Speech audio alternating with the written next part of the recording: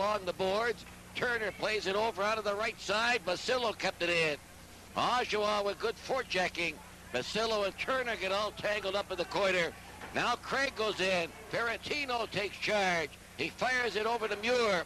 Muir failed to move it out. Here's Oshawa back in the Greyhound goal. That's Craig looking for someone to pass it to. Getting some skating room back to the point. A long shot, and it's intercepted. Here's Muir. Johnson catching up with the play. Muir shoots, save, as Butt came out to cut down the angle. They go into the boards, and we'll have a face-off. And Muir and Kravich get their sticks up. And Johnson getting into the act. They all get in the corner.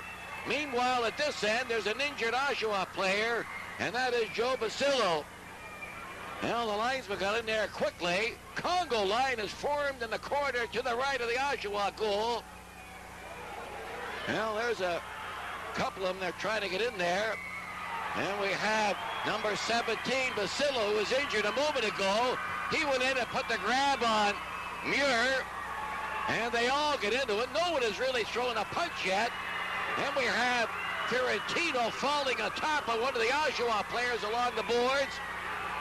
I would guess that might be Joe Busillo, who was the late man that came in there. And the linesman trying to break up that pair. Larry, that had calmed down to somewhat, and Busillo came in from behind, and he started the whole thing all over again and really erupted. Now they finally have it under control, but he was a fellow lying back here and was supposed to be injured. The trainer came out to help him up, and away he went. Well, Joe Orazzetti, he has the black book out, and I'm not sure, and if he's checking prices that are going to be on sale at the furniture store tomorrow or not. And he was doing a lot of writing there because there was a lot of tugging and pushing, and really the only two that got into one another was Busillo. He became the third man, actually, when he came from behind. It looked like he was injured and was heading for the Oshawa bench, and then all of a sudden he went in and gave a tug at Muir. Well, he was the third man, no question about it, but I guess, you know, when you see Joe has been a linesman so many times, he's seen so many of these things that you have to get the book out and start writing down numbers and assess the penalties as he sees them.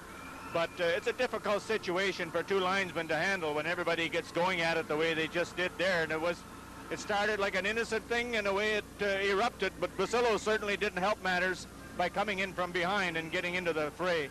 So with 1:26, there will be at least a couple of penalties.